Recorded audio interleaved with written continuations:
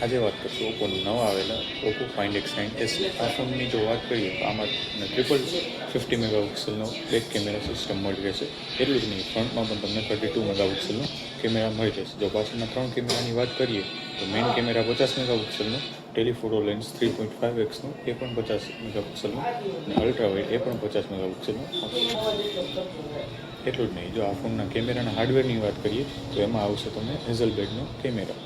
આ હેઝલબ્લેડના કેમેરાની જો બેનિફિટની વાત કરીએ તો એમાં તમને માસ્ટર મોડ અને એક્સપેન્ડ મોડ આ બે ફીચર્સ મળી રહેશે.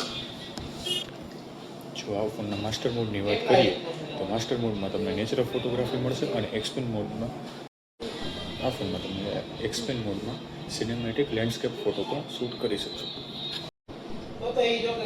આ ફોનમાં તમને ડાયમેન્સિટી 9500S પ્રોસેસર મળી રહેશે. એટલું જ નહીં, 7025 mAhની બેટરી અને 80 વોટનું સુપર ચાર્જિંગ પણ મળી રહેશે.